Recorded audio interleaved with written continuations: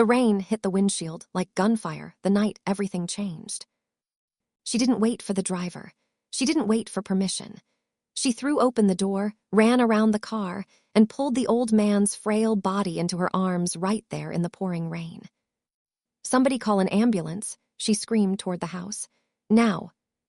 Before you find out whether Hiroshi Kurogawa lives or dies, and whether the woman everyone calls just the maid is about to turn an empire upside down, hit that subscribe button, drop a comment telling me where you're watching from, and smash that like button.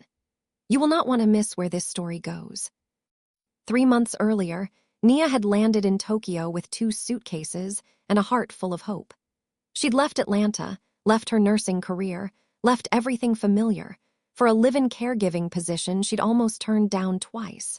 But bills don't pay themselves, and the offer from the Kurogawa estate had been too generous to refuse. She hadn't expected the coldness. "You must be the new help," Naomi Fujimoto had said the day Nia arrived, looking her up and down like she was inspecting furniture. "Try not to touch anything you don't understand." Nia had simply nodded. "Yes, ma'am."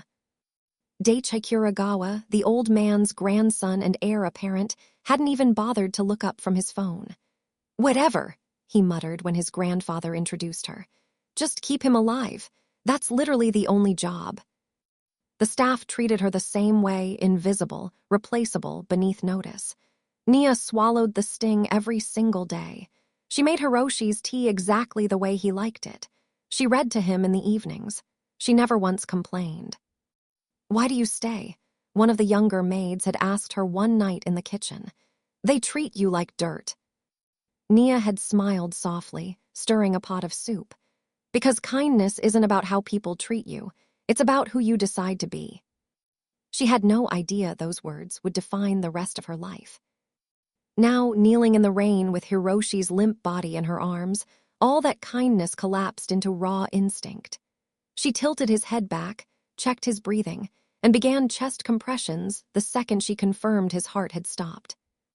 "Come on," she gritted through clenched teeth, pumping his chest with everything she had.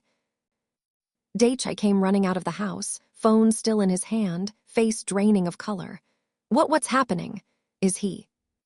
"Call the ambulance," Nia roared without stopping compressions. "Now, Daichi." For the first time since she'd arrived, Daichi didn't argue. He didn't sneer. He just ran. The ambulance screamed down the estate's long driveway 11 minutes later. 11 minutes of Nia refusing to stop, refusing to let go, refusing to let the man who had shown her nothing but distance slip away on her watch. At the hospital, the doctors delivered the verdict with wide, almost disbelieving eyes. Another 2 minutes without CPR and Mr. Kurogawa would not have made it, the lead cardiologist said, looking directly at Nia. "Whoever performed that first aid saved his life."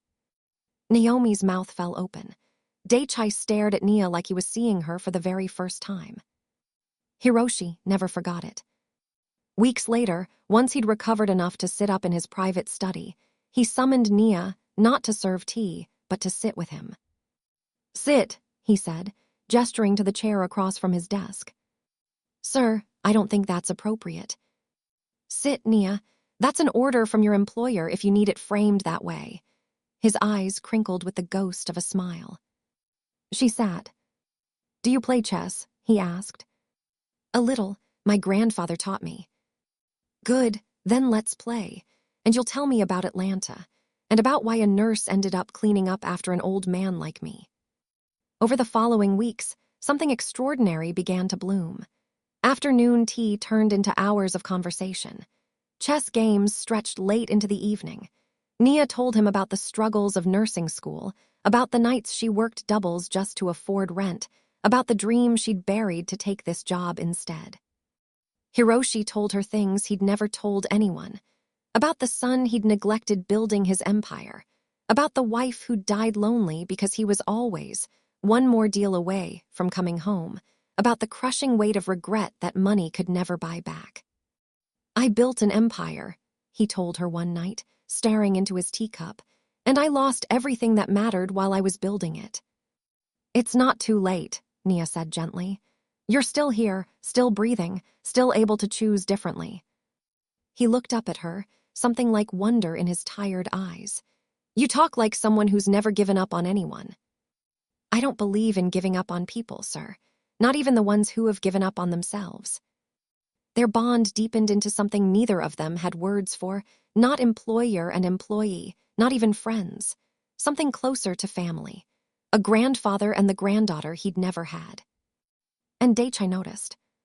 She's playing you, old man, he snapped one afternoon, storming into the study uninvited. She sees dollar signs. That's it. That's all this is. Watch your tone, Hiroshi said quietly, but there was steel behind it. I'm watching her, Daichi shot back. Every move she makes. From that day forward, he did exactly that, trailing her through the halls, questioning the staff about her, digging through her past for anything he could use to prove she was a fraud. He found nothing, because there was nothing to find. The humiliation came at the worst possible moment. During the estate's grand dinner for international investors, the night Daichi had been planning for months to prove he was ready to take the reins of Kurogawa Holdings. Nia moved through the dining hall with quiet grace, refilling glasses, ensuring every dish arrived at the perfect temperature, disappearing into the background the way she always did at these events. She didn't want attention. She never had. But one investor, an older gentleman with kind eyes, caught sight of her and smiled.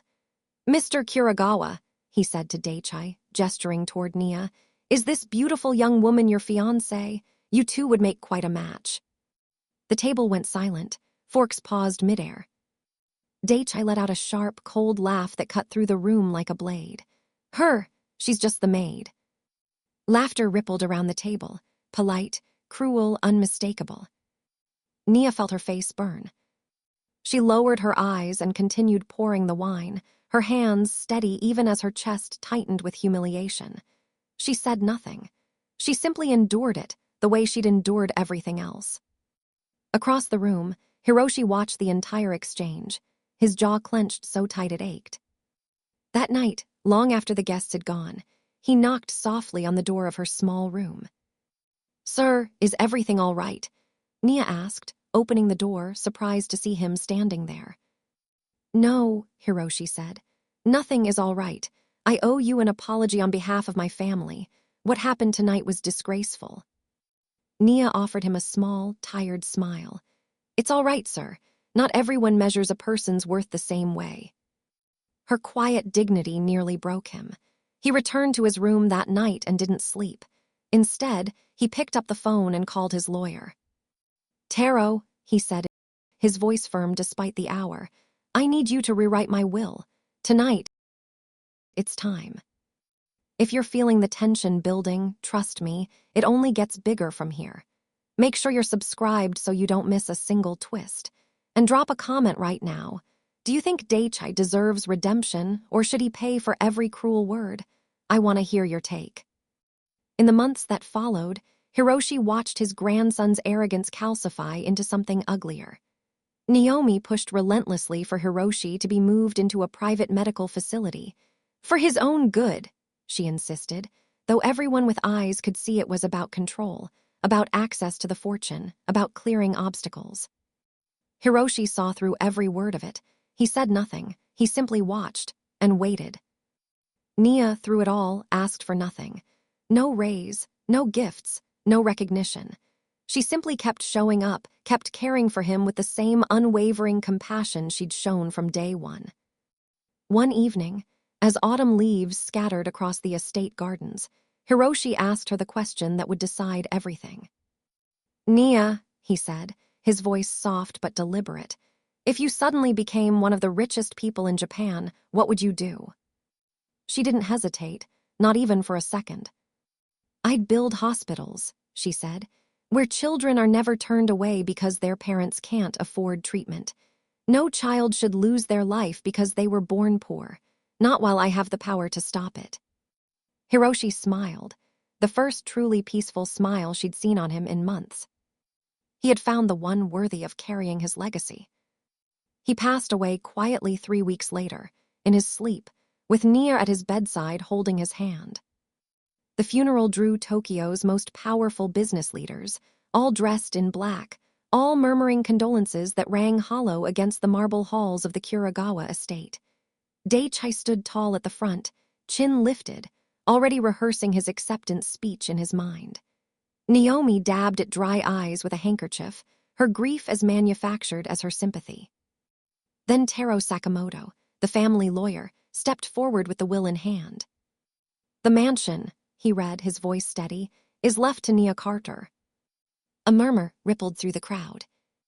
"The charitable foundation, to Nia Carter." Daichi's smile faltered. "The controlling shares of Kurogawa Holdings, to Nia Carter."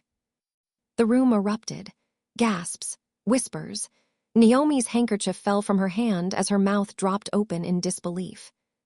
"This is insane," Naomi screamed, rising from her seat. "She's a maid, a nobody." Daichi said nothing. He simply stared, speechless, the color draining from his face. Taro raised his voice over the chaos.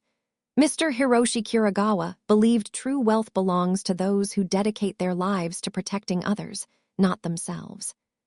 The following morning, Daichi walked into Kurogawa Holdings expecting to assume his rightful place behind the CEO's desk. Instead, he found the boardroom already full. Every employee on their feet, applause rising like thunder.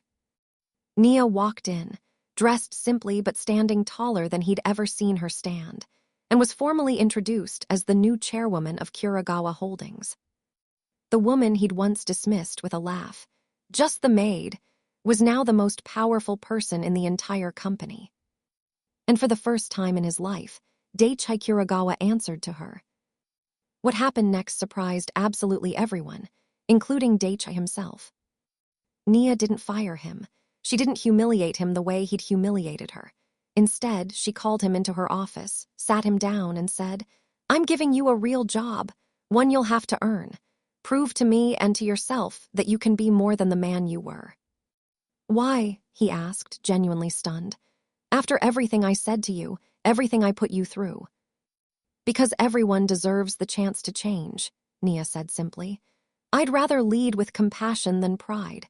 Pride never built anything worth keeping."